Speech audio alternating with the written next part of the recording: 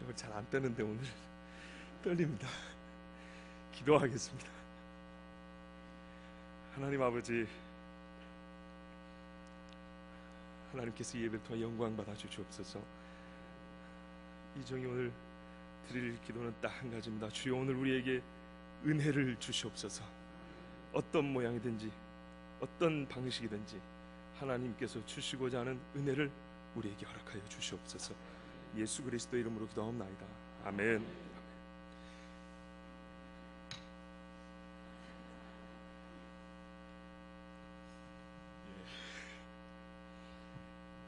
주제가 무겁습니다. 다 살아있는 사람을 앞에 두고 죽음을 얘기하자는 게 참 무겁습니다. 어린 사람이 연세 드신 분들 앞에서 죽음을 얘기한다는 게 참 송구스럽습니다. 죽음은 우리가 이렇게 일반적인 말로 표현할 수 있는 주제가 아닙니다. 우리가 흔히 말하면 이런 신문 기사처럼 누가 어디서 몇 날 며칠 죽었더라, 사실은 그렇게 그 죽음을 표현할 수가 없습니다. 굳이 우리가 말로서 표현한다면 시나 노래로 표현할 수 있는 게 죽음입니다. 그렇게 생각하십니까? 이거는 진리는 아닙니다. 그냥 우리가 보통 그렇다는 겁니다. 성경에도 보면 사람의 죽음을 표현할 때는 대체로 노래로 표현했습니다. 혹은 시로 이렇게 표현하는 곳이 많습니다. 우리의 그 저미어지는 가슴을 딱딱한 산문으로 그랬습니다, 어쨌습니다 이렇게 표현한다는 것은 참 죽음을 올바로 담아낼 수도 없고 느낄 수도 없는 그런 글쓰기, 그런 말하기입니다. 그래서 보통은 시나 노래로 죽음을 많이 표현합니다. 그때 우리가 말하지 않아도 그 짧은 말이지만 느껴지는 게 있습니다. 그래서 제가 오늘은 시와 노래로 죽음의 이 주제를 가지고 조금 설교할 때 좀 함께 하고 싶습니다. 제가 먼저 시를 두 편 읊어드리겠습니다. 첫 번째 시의 주제 제목은 산 할아버지의 꿈입니다. 할아버지가 꿈을 꿨어요. 산에 혼자 사는 할아버지가 40년 동안 혼자 살았답니다. 자, 수능 시험입니다. 듣기 평가 딱 한 번 들려드립니다. 읽어드리겠습니다. 산 할아버지의 꿈. 사박사박 사박사박 당신이요, 문 열어보니 매선 설풍에 촛불만 흔들릴 뿐. 서운한 눈 다시 감고 잠을 청하나 젖은 방바닥 걱정에 또 이불 걷고 걸레를 집어들었네. 손으로 젖은 자리를 찾다가 이상하다 이상하다 손바닥만한 창으로 햇살이 넘실거린다. 무슨 시인지 아시겠어요? 할아버지가 혼자 삽니다. 할머니가 한 40년 전에 돌아가셨어요. 온 가족이 40년 전에 거의 몰살을 하다시피 돼가지고 마음에 큰 상처를 안고 40년 동안 산속에 사는데 부인이 보고 싶은 거죠. 그런데 밖에서 소리가 나길래 부인인 줄 알고 문을 열어봤어요. 근데 아무도 없어요. 눈보라가 치고 있어. 방바닥에 눈이 들어왔단 말이죠. 그래서 잠을 잘라다가 아이고 눈이나 좀 닦고 자야겠다 일어났어요. 걸레를 집어들었습니다. 닦으려고 봤더니 젖은 자리가 있어요, 없어요? 없어요. 두 번 깼는데 앞에 깬 건 꿈이었고, 그러니까 꿈에서 부인이 온 줄 알고 자기가 문을 열었던 거예요. 근데 너무 생시 같아가지고 눈 닦는다고 이렇게 두 번째 일어났는데 그때는 이미 아침이어서 해가 이렇게 햇살이 비추고 있는 아침이었어요. 이 70, 80 되신 그 혼자 사는 할아버지의 마음이 조금 느껴지십니까? 예. 두 번째 시입니다. 아내를 원래 우리 고어에는 안해라 그러죠. 안에 있는 해라고. 예. 제목은 안해의 귀향입니다. 아내가 고향에 돌아갔다는 말입니다. 읽어드리겠습니다. 이건 좀 긴 시입니다. 시라기보다는.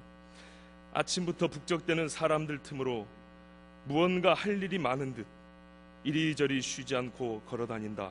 그는 마치 무엇에도 집중하고 싶지 않은 것처럼 이틀째 갈아입지 않은 옷이지만 그는 개의치 않고 그가 어디를 다녀도 아무도 그를 붙잡고 이유를 묻지 않는다. 그는 아들의 친구의 인사를 여느 때처럼 미소 지으며 받으나 눈에는 힘이 없고 눈동자는 힘없이 아래 땅을 쳐다보고 있다. 오늘따라 운동화를 신고 아무 일도 없는 것처럼 그는 행렬의 뒤에서 천천히 걸어온다. 그리고는 누구보다 재빨리 내려가 버린다. 무언가 들키고 싶지 않은 것처럼. 그의 곁에 오랜 친구가 함께 서 있으나 그들은 말없이 그냥 터덜터덜 걸어갈 뿐이다. 오늘은 그냥 그래야 하는 날이다. 오늘은 30년 넘게 내 사람이라고 불렀던 아내가 흙으로 돌아가는 날이기에 모두가 가버린 깊은 밤, 그는 아니라고 부인하듯 방바닥을 쓸며 손을 내 저으며 무언가를 쏟아놓으니 그것은 뜨거운 눈물이다, 통곡이다. 여보, 누구 엄마?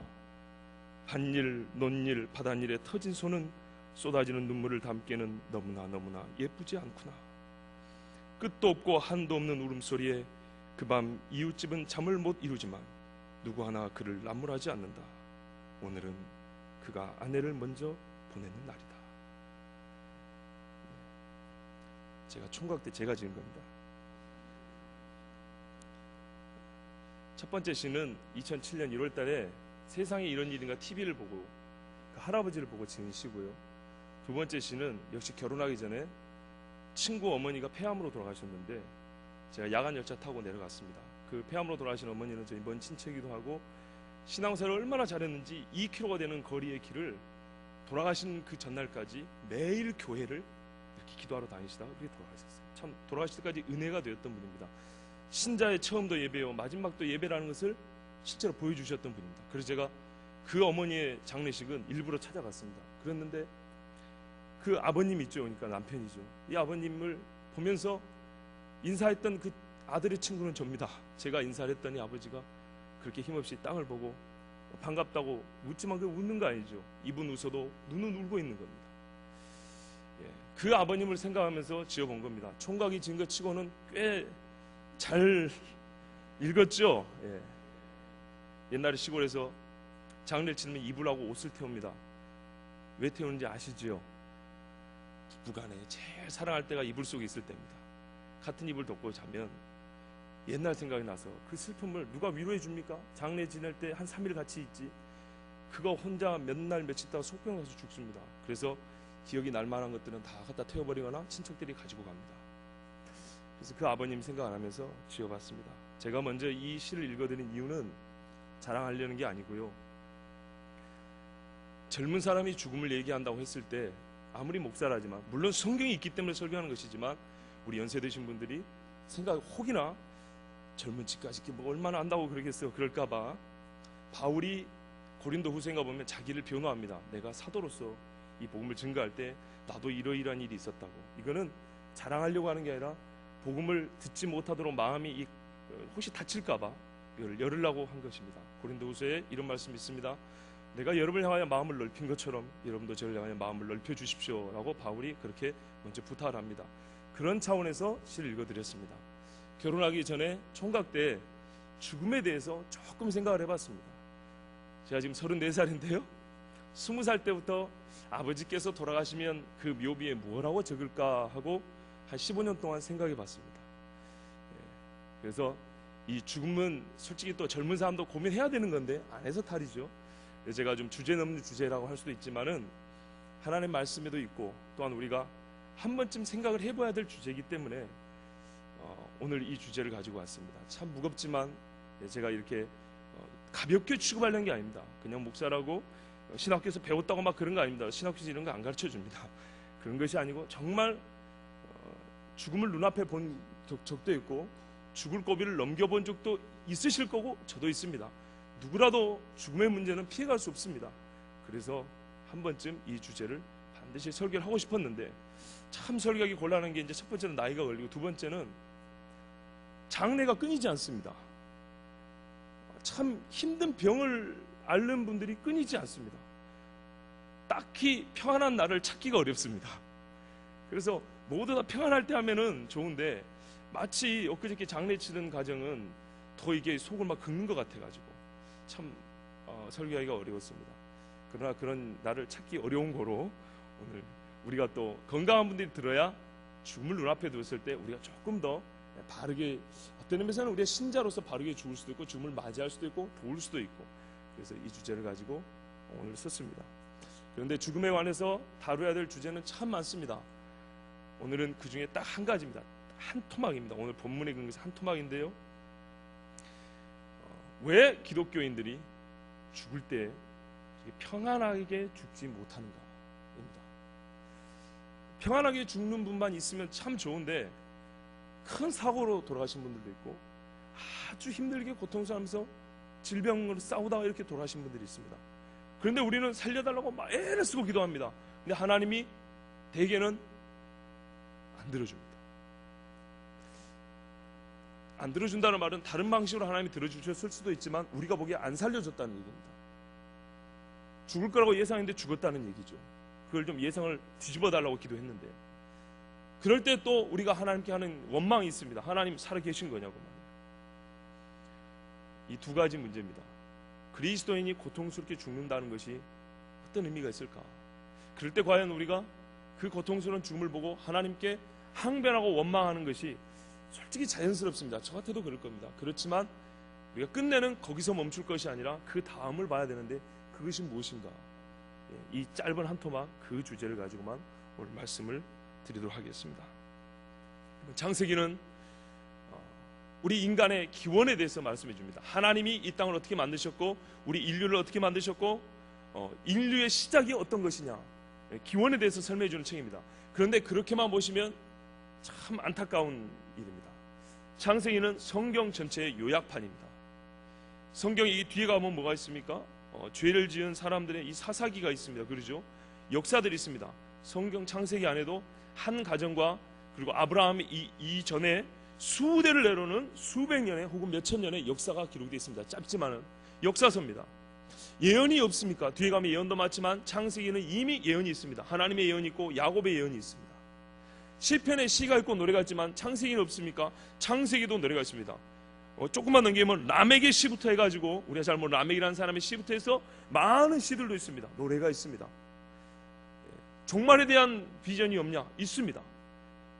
아브라함이 이삭을 죽일 때, 하나님 앞에 바칠 때 뭐라 하냐면 히브리서에 보면 아브라함의 행위를 해석해 놓을 때 그가 죽은 자들 가운데서 이삭을 다시 살리실 줄로 믿은지라 그랬어요. 하나님이 너 서라 이렇게 말한 게 아니라 내가 진짜 죽여도 하나님이 진짜로 살릴 걸 믿었다 그랬어요. 이렇게 하나님 앞에 헌신과 예언의 말씀도 있고, 모든 뒤에 성경에 나오는 말씀들이 사실 인간의 첫 시작부터 다 있습니다. 창세기는 이 모든 것의 요약판입니다. 성경은 창세기를 아주 잘 보셔야 됩니다. 그런데 창세기에 말 그대로 시작하는 것들이 아주 많습니다. 인간의 시작이 있고요, 이 세상의 시작도 있습니다. 또한 죄의 시작도 있습니다. 누가 죄를 지었습니까? 아담이 죄를 지었습니다. 참 남자들이 억울합니다. 하와가 먼저 죄 지었는데 꼭 이럴 때 아담이 죄 지었다 그러죠. 로마서에도 보면 아담의 범죄로 말미암아 그러는데, 하여튼 인간의 대표인 아담이 죄를 지었습니다. 근데 하나님께서 죄의 그 대가로 뭐를 준다 그랬습니까? 이 선악과를 따먹으면 정령 죽으리라 그랬어요. 아담이 죽었습니까? 살았습니까? 그 이후에 죽었죠. 아담이 끝내 죽긴 죽었습니다. 그런데 아담이 최초의 죄를 지은 사람이지만 최초로 죽은 사람입니까? 아담이 최초로 죽었습니까? 아니죠. 인류 역사상 물론 기록된 사람으로 보지만 기록이 안 된 사람이 있을 수도 있지만 우리 성경의 기록에 의하면 최초로 죽은 사람이 누군가요? 아벨입니다. 오늘 이 아벨이라는 양반이 최초로 죽었습니다.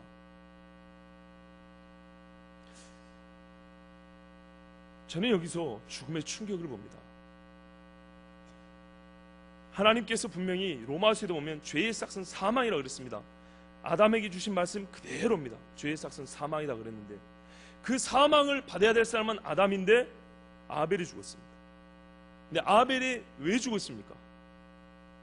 제 1차적인 사인은 형이 때려 죽었습니다. 때렸기 때문에 죽은 겁니다. 쳐 죽이니라. 아마 돌로 이렇게 뒤통수를 쳤을지 모릅니다. 들로 나가자고 해가지고 꼬여가지고 나갔더니 형이 때려 죽였습니다. 요즘에도 형이 때려 죽인다는 것을 우리가 들었다면 아주 분을 낼 겁니다. 잘 보십시오. 인류 최초의 죽음인데 죽음이 자연사가 아니고 살인입니다. 죄의 싹은 사망입니다. 살인인데 남이 죽은 것이 아니라 친형이 죽였습니다. 죄의 싹은 사망입니다. 친형이 죽이는데 아우가 나쁜 짓을 해서 벌을 준 게 아니고 하나님께 예배 잘 드렸다고 죽였습니다. 죄의 싹은 사망이라. 반복해서 기억해 보십시오. 하나님 앞에 예배를 잘 드렸는데 그것이 못마땅해서 형이 쳐 죽였습니다. 죄의 싹은 사망입니다. 그런데 여러분, 이 아벨의 사망에 대하여 가장 슬퍼한 사람이 누구겠습니까? 아벨 자신인가요? 자식이 죽으면 어디다 묻는다고요? 아담은 참 행복한 사람입니다. 하나님을 최초로 만난 인간입니다. 천하에 존재하는 많은 생물들을 처음으로 이름 붙인 사람입니다. 처음으로 맞닥뜨린 사람입니다. 꽃향기를 처음 맡아본 경험자가 아담입니다. 모든 것을 처음 해본 참 행복자입니다. 신명기 33장 말씀대로 아담아 너는 행복자로다. 참 행복자입니다. 그런데 가장 불행한 사람입니다. 지금도 여러분 생각해보세요. 자식이 죽으면 부모의 가슴에 묻는다 그럽니다. 그런데 지금은 남의 자식 죽은 것도 본 적이 있고요, 드라마에서 본 적도 있고 영화에서 본 적도 있고 내 부모가 그 부모 앞에 죽는 것을 본 적도 있고 간접 경험이 많습니다. 그런데 아담은 아내가 처음 눈에 왔을 때 내 살 중에 살이요 뼈 중에 뼈라고 그 기쁨, 인류 최초로 아내를 얻은 기쁨을 그렇게 표현했다면, 기록은 되어 있지 않지만 인류 최초로 자식을 잃은 아비의 마음은 어떻게 표현했겠습니까? 그럼 상상해 보셨습니까? 죽음을 본 적이 없어요. 들어본 적이 없어요. 하나님 앞에 죽으리라 그랬는데 죽음의 실상을 경험해 본 적이 없습니다. 죽음의 실상을 경험해 보지 못한 아담이 처음으로 죽음을 경험을 했는데, 그 죽음을 자기 아들의 죽음으로, 그것도 아들이 아들을 죽인 그 경험으로 처음 죽음을 맛본 사람이 아담입니다. 이때 아담이 어쩌겠습니까? 털썩 주저앉았을 겁니다. 하나님, 죄의 싹은 사망이 맞습니다.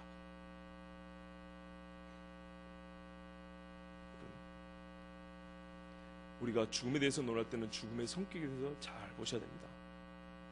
어떤 사람은 죽음을 피하려고 마치 죽음이 없는 것처럼 헛소리하는 사람도 있습니다. 어떤 사람은 죽음 후에 뭔가 낭만적인 세계가 펼쳐질 것처럼 시를 쓰는 사람도 있습니다. 죽음이 너무 무서워서 없는 것처럼 이 세상에 노는 것에 막 계속 정신을 팔려가지고 이렇게 즐기는 사람들도 있습니다. 하나의 자연적인 생물학적 과정이라고 이렇게 그냥 넘기는 사람도 있습니다. 그러나 막상 자기의 숨이 끊어질 때 아무도 그렇게 생각 안 합니다. 죽음은 참 무서운 것입니다. 더구나 처음으로 죽음이 무언가를 맛보는 아담이 받았을 충격, 죽음이 이런 것이구나. 평상시 안고 뽀뽀했던 아들이 싸늘하게 건드려도 흔들어도 숨 하나 쉬지 않고 이 피가 터져가지고 혹시 눈이나 감았을지 모르겠어요. 갑자기 형이 쳤으니까 시퍼렇게 눈을 뜨고 죽어있는 새파랗게 식어있는 자기 아들을 품에 안고 아담은 통곡을 했을 겁니다. 하나님이 말씀하신 죽음이라는 게 이런 거구나. 죽음의 참혹한 현장에서 아담은, 우리 시로는 어떤 의미에서는 표현할 수 없어서 성경에서 그 마음은 기록하지 않았을지도 모릅니다. 여러분, 이게 죽음입니다. 하나님의 말씀을 분명히 기억하십시오. 죽음에 대해서 뭐라 말을 해도 성경 말씀 그대로입니다. 하나님이 네가 하나님 앞에 죄를 지으면, 나에게서 관계를 단절시키는 그 죄를 지으면 말 그대로 내가 너를 끊어버린다 그랬습니다. 네 육체와 영혼이 하나로서 넌데 네 육체와 영혼이 분리되는 그 고통을 너에게 준다 그랬습니다. 반드시 하나님은 대가를 치르게 합니다. 여러분, 죽음은 어디서 왔다고요? 죄에서 왔습니다. 참 말하기 싫습니다. 그러나 인정하셔야 됩니다. 죽음이 어디서 왔습니까? 죄에서 왔습니다. 이 땅에서 살아있는 사람이 죽을 때 곱게 죽는 사람이 얼마나 됩니까? 죽음을 맞닥뜨리는 순간 정말 평안하다, 기분 좋다 하는 사람이 얼마나 됩니까? 그럴 수 없습니다. 죄의 싹이기 때문에 그렇습니다. 예수님도 십자가에 돌아가실 때 평안하다, 즐겁다 죽으셨습니까? 안 그렇습니다. 참 인간으로 오신 예수님은, 의인 중에 의인이로되 예수님은 그 고통을 참을 수 없어서 절규하셨습니다. 이게 죽음입니다. 죄의 싹스로 온 게 죽음이기 때문에 그렇습니다. 이건 아무리 강조해도 지나치지 않습니다.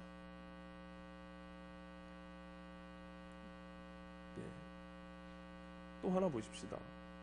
그런데 아벨이 죽었단 말입니다. 가인이 죽었으면 그나마 우리가 고개를 끄덕끄덕 했을지 모릅니다. 아벨이 죽었습니다. 이유는 예배를 잘 드린다고 그래 죽었습니다. 오늘날 우리 신앙인들 중에 큰 병에 걸려가지고 돌아가시거나 사고로 돌아가신 분들이 있습니다. 그분들을 볼 때 여러분 어떤 판단, 어떤 평가를 하시겠습니까? 그분의 죽음에 대하여. 혹시 예수를 똑바로 안 믿은 거 아니야? 저주받은 거 아니야? 이렇게 생각하셔도 완전히 틀린 건 아닙니다. 성경에 보면 그런 경우가 있습니다. 아나니아 삽비라처럼 분명히 그런 경우 있습니다. 발람 선지자처럼, 고라와 그 자손들처럼 그럴 수 있습니다. 기본적으로는 그런 생각은 우리가 자칫 심판자의 자리에 설 가능성이 큽니다. 아벨이 죽었을 때 그 누구도 아벨이 하나님 앞에 예배를 똑바로 안 드린 거 아니야? 아벨이 거짓말로 믿었던 거 아니야? 이런 말 한 사람은 아무도 없습니다. 아벨은 정직한 신앙입니다. 히브리서에도 아벨은 정직한 예배자로 믿음의 사람으로 기록되어 있습니다. 예수님도 의인 아벨의 제사, 아벨의 죽음으로부터 이렇게 말씀하셨습니다. 예수님도 인정한 아벨은 의인입니다. 그런데 보십시오. 이 의인이 자기가 생각하지 못하는 기습 공격을 형한테 받아서 이유는 예배 잘 드렸다고 맞아 죽었다는 것입니다. 이보다 억울한 일이 어디 있습니까? 이보다 부당하게 죽은 일이 어디 있습니까? 그러나 그것을 가지고, 이 부당한 죽음을 가지고 우리가 죽음이 부당하다고 해가지고 그것을 가지고 사망자에 대한 평가를 함부로 하거나 우리가 그것 때문에 하나님을 원망했다는 기록은 성경에 아무데도 없습니다. 왜 그러냐면 이것이 바로 죄악된 세상에 살아가는 사람의 결말이기 때문입니다. 나는 의인일지 모르지만 우리가 사는 곳은 죄악된 세상입니다. 우리는 죄악된 세상에, 죄로 말미암아 죄로 결론을 맺는 세상에, 죄의 열매를 맺히고 사는 세상에 의인으로서 살아가는 것입니다. 구분을 하셔야 됩니다. 의로운 세상에 죄인으로 살아가는 것이 아니고, 전체적으로 아담 이후로 온 인류의 타락한 죄악된 세상에 우리는 예수 그리스도를 믿음으로 의인으로 살아가는, 또 한편으로는 죄인인 사람들입니다. 그래서 이 보편적인 사망의 원리는, 이 죄의 원칙은 우리를 비껴가지 않습니다. 만약에 생각해 보십시오. 만약에 우리가 예수 믿는 데서 아벨과 같은 죽음이 비껴간다고 생각해 보세요. 이 사회가 정상적으로 돌아가리라고 생각하십니까? 하나님이 베풀고자 하는 더 큰 은혜가 주어질 수 있다고 생각하십니까? 사람이 죽음이 두려운 것은 기습적이기 때문에 그렇습니다. 알지 못하기 때문에. 그러면 좋습니다. 예수 믿으면 하나님이 죽음의 날을 가르쳐준다고 생각해 봅시다. 그러면 자기가 훨씬 더 예수를 잘 믿을 것 같습니까? 착각입니다.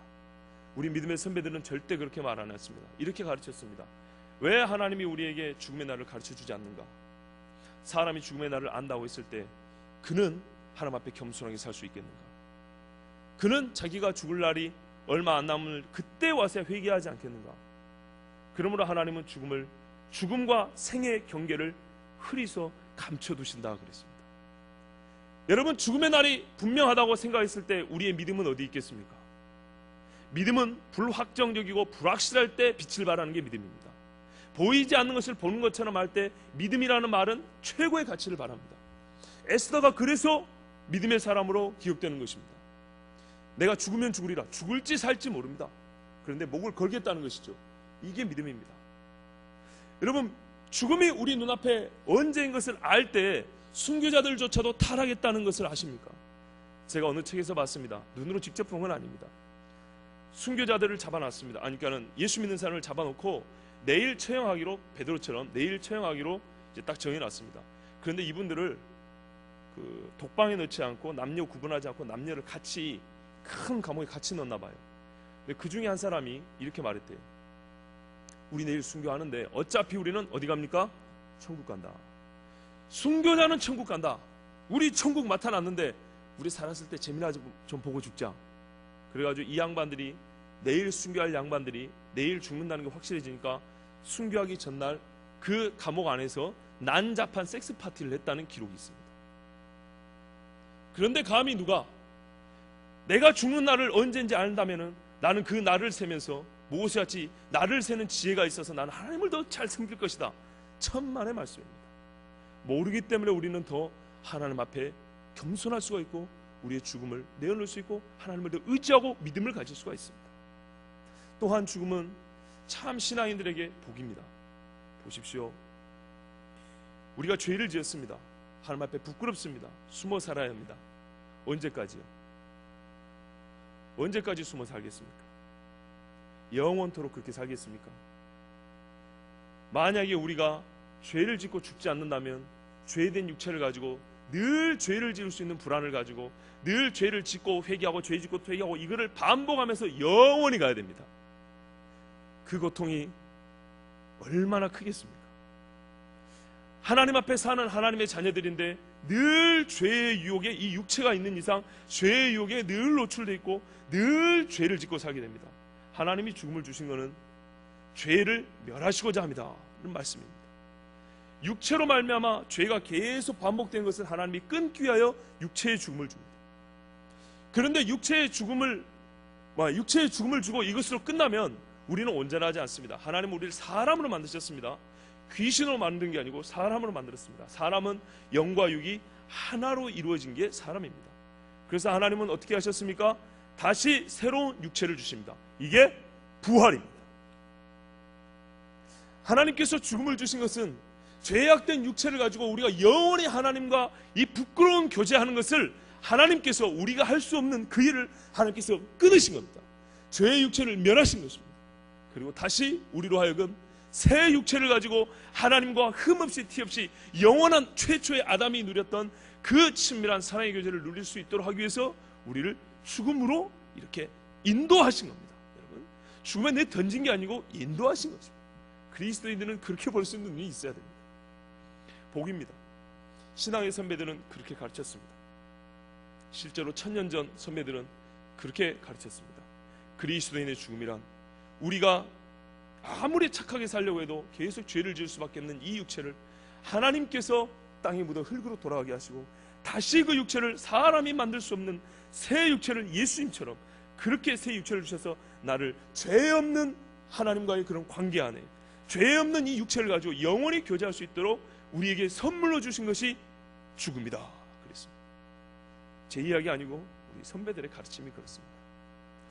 그런데 이렇게 육체를 멸하시는데 아까 말씀드린 고통스럽게 죽는 문제, 아니 알겠어요. 모르고 죽어도 괜찮고요. 죽는 것까지 이해를 하겠어요. 하나님이 육체를 다시 주시는구나, 알겠습니다. 그런데 이왕이면 편하게 죽으면 좋은데 왜 그렇게 고통스럽게 죽는단 말이죠.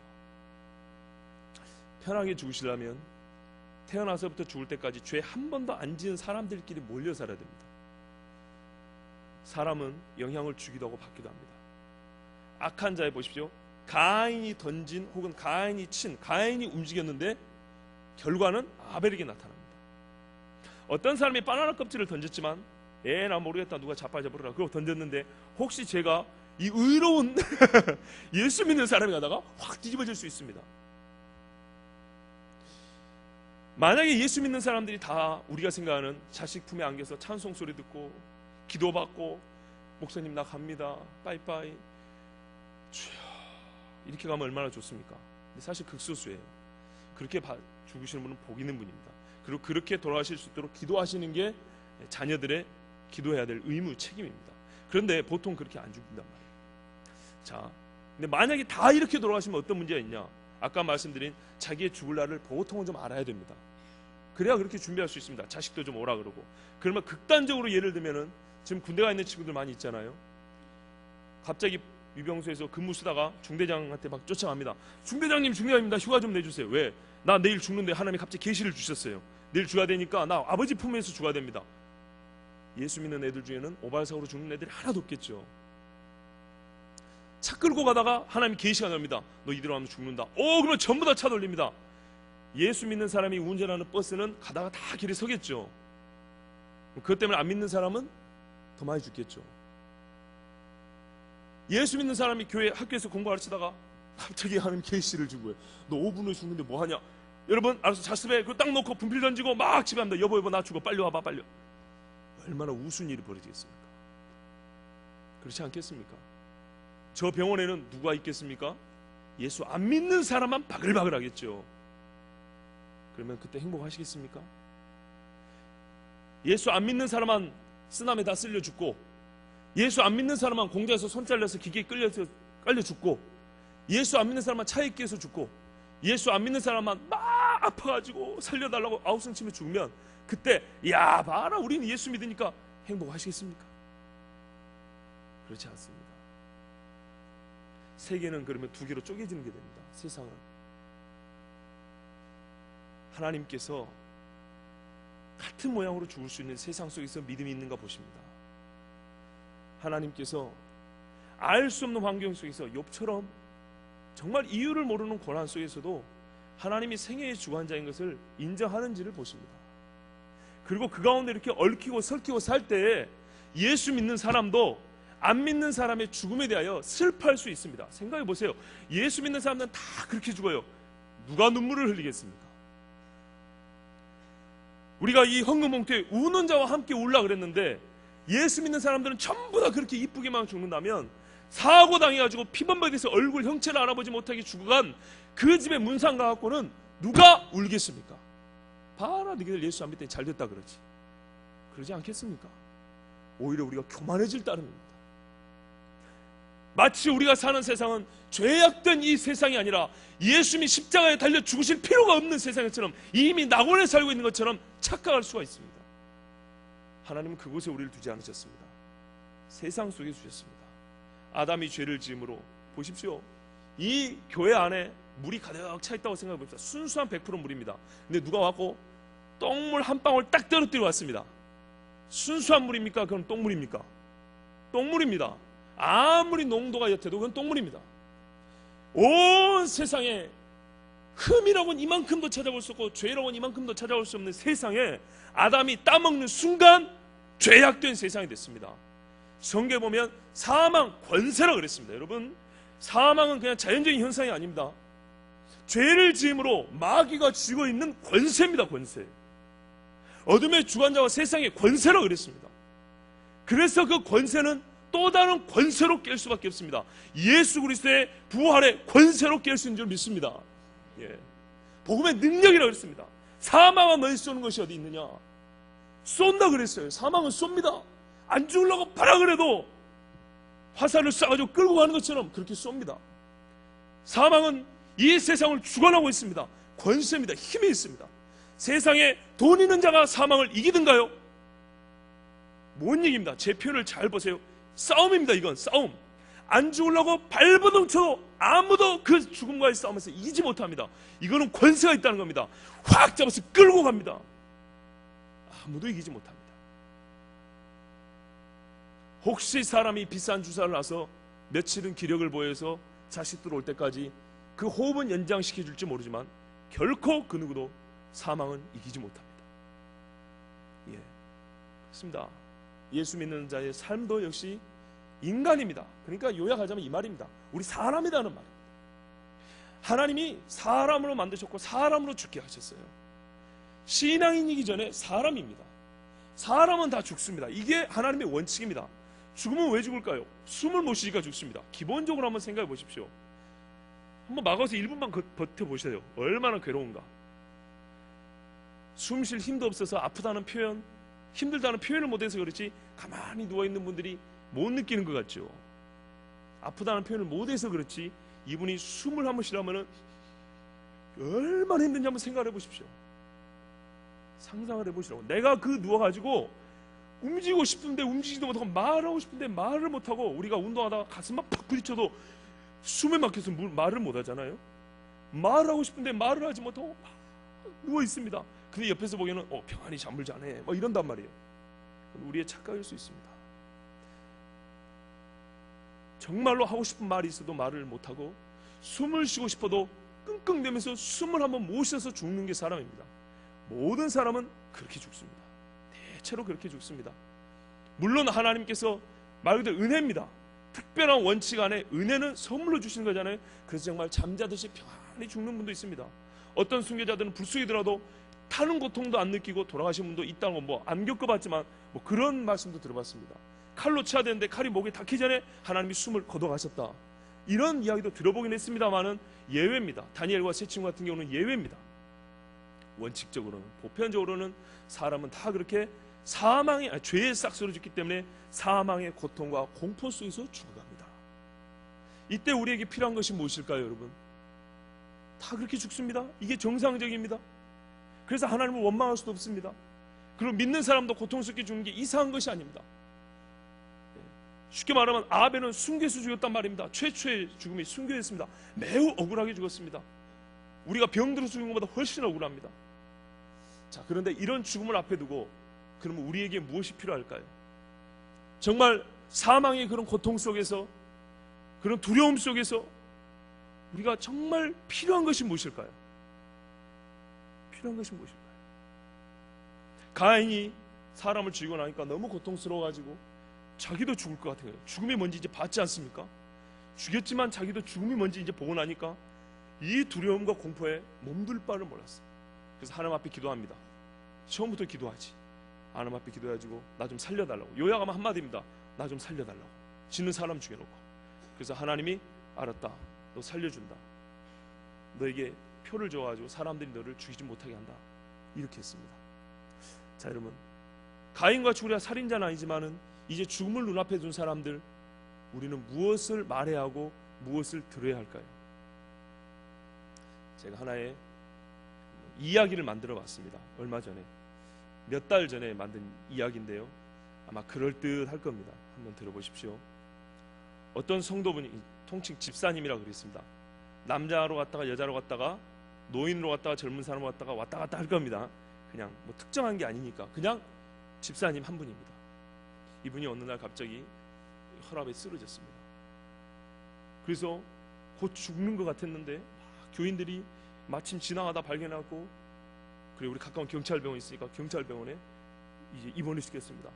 그런데 아직은 조금 눈을 뜰만하고 이 말도 좀 할만합니다. 그때 이제 세상 친구들이 와서 얘기합니다. 야야 너 괜찮아, 누구도 이렇게 낫는다 하더라, 뭐 괜찮으니까 나중에 낫고 나서 우리 소주 한잔 하자. 그러니까 이분이 아직은 좀 살만하니까 그래 좋다면 그러자. 그렇지만 친구들 가고 나서 속으로 저 새끼들이 죽은 안 쓰러졌다고 지금 소리하고 있네요. 아마 그럴지도 모릅니다. 조금 있다가 교회에서 막 신방을 왔습니다.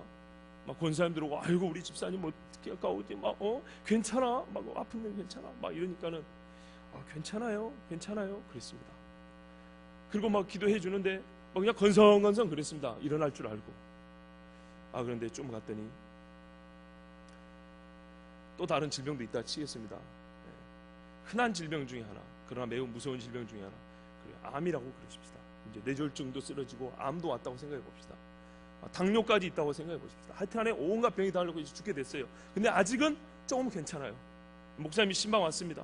그래가지고 와가지고 목사님 오셔가지고 예배 드려주고 기도해 주니까 아멘 아멘 잘했습니다. 그리고 속으로 생각하기를 내가 곧 나가겠지 그래 괜찮을 거야.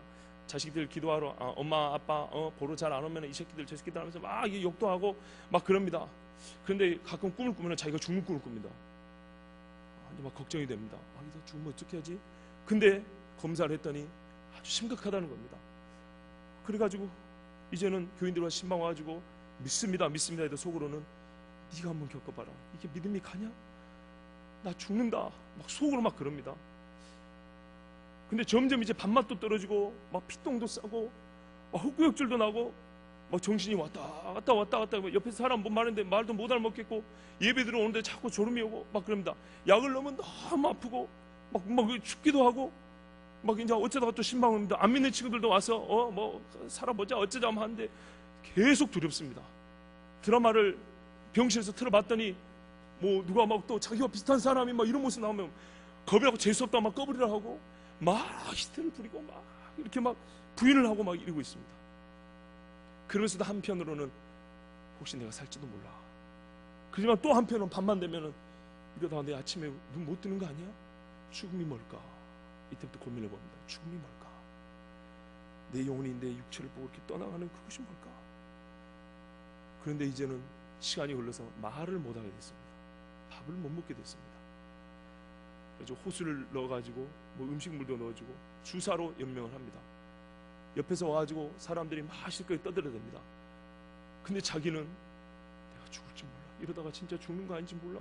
죽겠다 막 이러고 있습니다. 시간이 더 흘렀습니다. 이제는 손가락도 까딱 못합니다. 눈도 잘 못 뜹니다. 옆에서 말합니다. 우리 장례를 어떻게 치를까? 그 말을 듣는 순간 가슴이 철렁합니다. 내가 옛날에 우리 아버지를 장례 치렀던 그때 내가 했던 말인데, 남의 문병 가지고 내가 했던 말인데, 여기 저 귀가 열려서 다 듣는다. 저 밖에 나가서 얘기하세요. 저 사람들이 지금 무슨 얘기하는 거야? 다 그러고 있습니다. 자기들은 맛있는 거 먹고 병문안 와가지고 먹을 거 막 먹으면서. 여러분 그거 아세요? 호수로 음식을 넣으면 이거 호수 갈아줘야 됩니다. 하수에다 계속 음식물 버려보세요. 찌꺼기 끼죠. 이 음식물로 호수에 찌꺼기 낍니다. 나중에 꼭 그거 가르쳐 주십시오. 이거 갈아달라고. 근데 이 찌꺼기도 이래가지고 막 속에서 곰팡이 냄새나고 음식물 썩는 냄새 나는데 말을 못하고 이러다가 여기 숨 막혀서 죽겠다. 막 이렇게 이제 막 근데 밤만 되면 까만 것들이 와가지고 으아 막 이렇게 옵니다. 한번 그런 이야기 들어보셨죠? 시골에서 옛날에 진짜 곧 죽을 것 같습니다. 그러면서 아버지 아버지 하는데도 믿음이 안 생긴 믿음이. 어떤 사람들이 왔고 그럽니다. 그 사람 뭐 인생 많이 살았지, 자식들도 다 키워놓고 뭐 천수를 누렸고 또는 뭐 살 만큼 살았고 뭐 호강되고 살았고. 그렇지만 그 말이 하나도 안 들어옵니다. 내 이전의 호강? 그것이 뭐야 지금? 내가 지금 오늘 당장 죽을 것 같은데 숨을 못 쉬는데 눈을 떠서 이놈의 자신이 무슨 사람 말 한마디 하고 싶어도 말을 못하고 입만 꿈틀꿈틀하는데 옆에서는 속 좋게 말이죠. 호강하고 살아왔고 자식들도 다 시집장가 보냈고 이제 뭐 할 거 다 했는데 이제 가도 되지. 살아있는 사람 입장에서 하는 얘기죠. 그거는 자기라고 생각을 해보세요. 자기라고. 두려움이 엄습합니다. 누구 한 사람 믿음의 이야기 안 해줍니다. 장례를 어떻게 치를 거냐. 이 사람이 살았을 때 그래도 잘 살았지. 들으니까 예의상 자네 잘 살았네. 이제 편히 가서. 편히 가기는 뭐 편히 가요. 얼마나 두렵고 떨리는데. 교회 수십 년 다녔는데 이때 생각납니다. 아 그때 젊은 목사가 죽을 때 어쩌셨다고 그랬더니 그런가 보다. 누구 한 사람 와갖고 나한테 진짜 손잡고 기도 한번 해줬으면 좋겠다. 이 헛소리하는 사람들 말고 천수를 누렸네, 자식 새끼들 다 키워놨네, 호강하고 살았네, 사회에서 어떻게 살았네, 뭐 돈도 제법 벌어놨네, 호상이네 악상이네, 이런 말이 아니라 정말 이 죽음의 문턱에서 아무도 함께할 수 없는 이 죽음의 문턱에서 그 경계가 어딘지 지금 보이지 않는데 곧 갈 것 같은데 밤만 되면은 두려워서 다 잠들어 있는데 아무도 말할 수 없는 그곳에서 불빛만 깜빡하는 그것만, 그 소리만 듣고 있는 내가 곧 죽을 것 같은데 너무너무 무서운데 말이죠. 그 헛소리들이 나 무슨 소용인가. 이렇게 막 죽음의 공포 속에 떨고 있습니다. 우리가 몸이 심하게 아프기만 해도 막 그렇잖아요. 이렇게 막 떨고 있습니다. 그런데 소식을 들은 목사님이 달려왔습니다. 곧 돌아가신다고. 집사님 곧 돌아간다고. 숨이 이제 넘어갑니다. 아시죠? 들이쉬는 숨보다 내쉬는 숨이 많으면 곧 가십니다. 기력이 쇠한다 그러잖아요. 숨 쉴 힘도 없다는 겁니다. 속은 어떻게 썩은지만 하여튼간에 숨을 못 쉬면 죽습니다. 그래가지고 이러고 있는데 이제 옆에서는 울고 불고 하는데 이분한테 진짜 필요한 건 눈물이 아니에요. 눈물이 아닙니다. 뭐가 필요한지 제가 말씀드릴게요. 잘 들어보세요. 이제 이 죽음을 눈앞에 둔 분이 곧 죽을 것 같아서 옆에서는 엄마하고 아빠하고 막 난리나서 어이 자네하고 막 울고 불고 있습니다. 목사님 돌아가시려고 합니다. 집사님 돌아가시면 빨리 오세요. 예배 좀 드려주세요. 목사님이 딱 왔습니다. 보니까 예배 드릴 시간도 없는 거예요. 예배 드릴 시간 없어요. 그 집사님의 귀에 딱 갔습니다. 집사님 제 목소리 들리죠? 대답을 하겠습니까마는 들리죠? 제가 들리는 줄로 믿고 말씀드립니다. 잘 들으세요. 지금 숨이 경각간에 넘어갑니다. 진짜 육체에서 영혼이 떠날 때 말 때 이 죽음 후에는 뭐 천국 있고 지옥 있다는데 내가 그동안에 그 개소리를 들었는데 이거 어떡하지? 정말로 이제 생각마저도 혼미해졌고 이 생각도 못합니다. 이러고 있는데 갑자기 빛과 같은 말씀이 들립니다. 집사님 잘 들으세요. 이 말씀만 기억하세요. 하나님이 세상을 이처럼 사랑하사 독생자를 주셨으니 이는 저를 믿는 자마다 멸망치 않고 영생을 얻게 하려 하심이니라. 아멘. 요한복음 3장 16절은 수련회 가가지고 밥 얻어 먹을 때 쓰는 말씀이 아닙니다.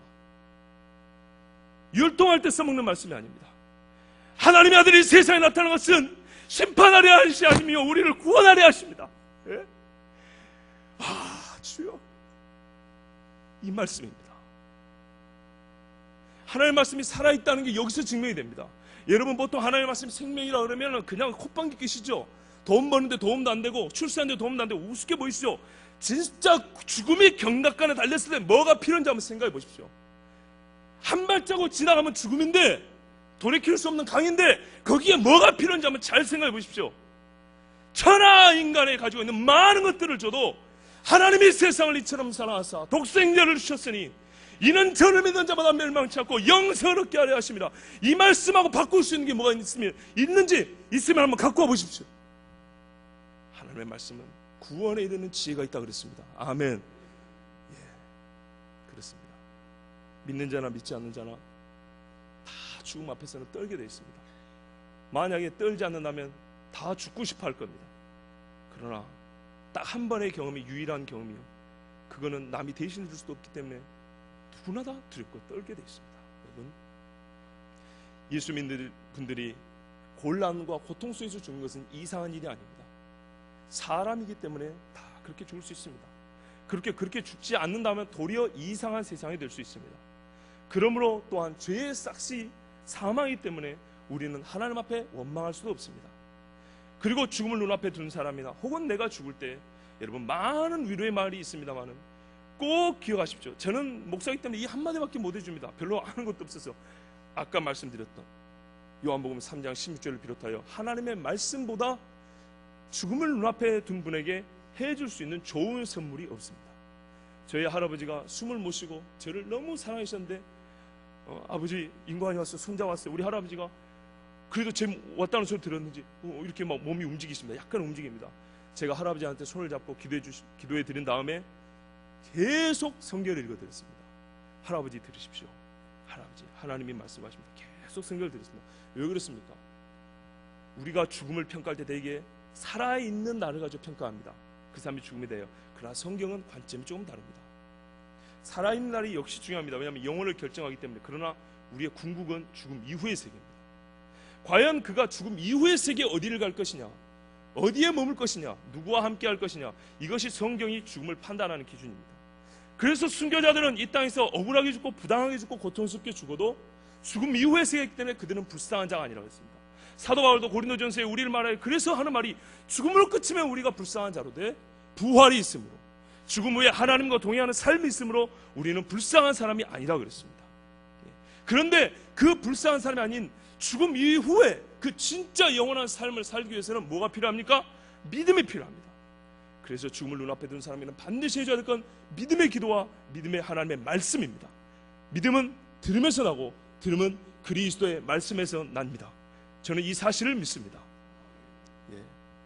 이제는 제가 메시지는 거의 다 마쳤는데요, 아까 약속드린 대로 노래를 한 곡 부르겠습니다. 고등학교 다닐 때 어떤 목사님의 그 설교를 들었습니다. 여러분 잘 아시는 분도 있지만 윤석전 목사님이라고 있어요. 저 연세중앙교회에. 이 목사님이 청소년 수양회를 하면 애들을 모아놓고 한 10시간씩 설교를 해버립니다. 얼마나 사정없이 설교하는지 모릅니다. 그런데 고3 때 집에 가서 아버지가 주신 그 설교 테이프를 들으면서 참 은혜를 받았습니다. 그러면서 또 친구들한테 배우도 했지만 그 목사님이 10대 애들을 놓고 이 찬송을 불렀어요. 얼마나 은혜가 됐는지 제가 청년 시절에 장례식장 가서 조가로 불렀습니다. 이 찬양은 최용덕이라는 우리 찬양 사역자가 자기 동료의 죽음을 두고 작곡하고 작사해서 부른 곡입니다. 우리 이 노래로 죽음을 한번 표현해 보겠습니다.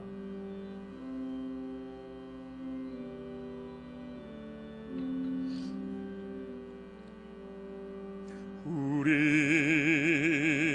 이 땅에, 아시는 분 같이 하십시오. 몸으로 태어나 무슨 일 하다가 무엇을 남기랴. 우리의 인생을 누가 대신 살아주나. 너와 내가 남남으로 주 앞에 설 때에 우리 무엇으로 주님께 드리랴. 혹은 긴 인생 어떤 짧은 인생, 그러나 누구도 영원히 살 수 없네. 천국이 없다면 인생이란 허무한 것. 너와 내가 영원으로 만날 수 없다면 우리 이별을 어떻게 견디랴. 주님 안에서 영원한 생명 얻어 언젠가 또다시 만날 수 있기에 우리 헤어져도 슬프지 않을 수 있어. 너와 내가 영원으로 또다시 만나세. 주님 우리 위해 함께 계시리라. 아멘. 예, 결론은 한 가지입니다. 부활이 있습니다. 여러분, 우리에겐 부활이 있습니다. 예, 정말 우리 목사님께서 장례식장 가서 꼭 그 하시는 말씀이 하늘에 있는 우리의 육신의 이 거처가 벗겨지지만 하늘에 우리에게 하나님께서 새 거처를 예배해 두신다 그랬습니다. 주님이 그리고 데리고 간다 그랬지 않습니까? 예, 부활의 소망, 이것이야말로 그리스도인의 죽음이 다른 것입니다. 꼭 믿으십시오. 부활이 있습니다. 그리고 한 가지만 조금 더 말씀드리고 마치려고 합니다. 시로 시작했으니까 역시 시로 마치겠습니다. 이것도 역시 제가 총각 시절에 저희 아버지의 죽음을 생각하면서 지은 시입니다. 철로 역정에 보면은 그 주인공을 뭐라고 사명자로 부르든가 소명자로 이렇게 부릅니다. 저는 아버지를 여기서 소명자라고 이렇게 불렀습니다. 하늘에 소명받은 사람 이렇게 불렀습니다. 아버지의 죽음을 생각하면 저희 고향이 섬입니다. 예, 이걸 알아두시면은 좀 이해가 되실 겁니다. 소천입니다. 제목은 소천. 내가 항상 너와 함께 있으리라. 뱃머리 넓은 문을 내리기도 전에 바쁘게 움직이는 한 무리의 사람들, 이 동네 한 사람 가는 길 보러 천리길 달려온 사람들이라네. 어이 자네, 오빠, 형님, 아버지, 그를 부를 수 있는 수많은 이름, 그의 손을 잡고 놓지 않으려는 생명들, 이 생명을 나누어 주어서라도 잡을 손이 부족하다, 닦을 수건이 모자라다, 흘릴 눈물도 이젠 바닥이 났다. 소명자는 힘없는 눈동자를 이리저리 굴리며 사랑하는 자들의 얼굴을 바라본다. 앙상한 손가락 펴 너는 누구라고 이름을 부른다. 아들이 귀에 대고 속삭이는 말 한마디에 눈물을 흘린다. 그는 사랑한다. 그를. 하나님, 왜? 하나님 조금만 더 기다려 주시지요. 원망 섞인 그러나 원망이 아닌 외침, 그들 모두 땅에 눈을 두고 입을 열었다. 그러나 부름받은 그는 살며시 미소를 지을 뿐이다. 보이는가? 그대들보다 먼저 늙은 그 손을 붙들고 있는 아버지의 손이 들리는가? 소명자의 작은 말소리를 듣고 대답하시는 하나님의 음성이. 모르는도다. 사람들은 모르는도다. 소명자의 죽어가는 육신을 떠나지 않고 운명의 순간 그 끝까지 꼭 만나야 할 사람 한 사람까지 신라 같은 아들의 생명을 붙들고 계시는 자비의 하나님, 사랑의 아버지를 갓난아이에 누워있는 이마에 입 맞추는 아비처럼, 볼을 쓰다듬고 말하지 않아도 그 뜻을 아는 어미처럼 가장 약할 때 가장 큰 그는 소명자의 곁을 떠나지 않으신다네. 우리가 만약 그 모습을 볼 수만 있다면 소명자의 죽음보다 아버지의 사랑에 더욱 뜨거운 눈물을 흘리리라. 내가 항상 너와 함께 있으리라. 아멘. 이 시를 지은 마음은 그런 겁니다. 아버지의 죽음은 상당히 고통스럽습니다.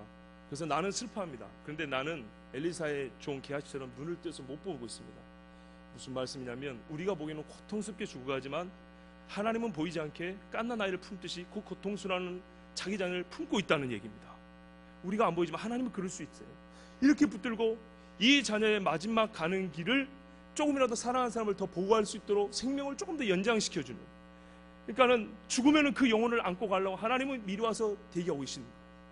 임마누엘 하나님이 떠나 계신 것이 아니고 이 고통스러운 떠나 계신 것이 아니고 우리가 보기에는 슬프고 우리가 보기에는 너무 안타깝게 죽지만 때로 하나님은 그 죽는가는 정말 말 한마디 하지 못하는 그 늙은 그 자녀를 붙들고 어린아이 품듯이 이렇게 붙들고 있는 거 우리가 모르지만 거기서 하나님의 임마누엘의 은혜가 그 죽어가는 영혼에게 있다는 말씀입니다. 특별히 신앙인들은 이런 믿음이 필요합니다. 내가 죽어갈 때도 임마누엘 하나님 함께 하신다. 그리고 나는 죽어도 주님의 품에 안길 것이고 또한 부활하여 주님과 영원히 하나님의 나라에서 살리라. 이런 믿음 가운데 우리가 또한 죽음을 준비하고 하나님의 이 생애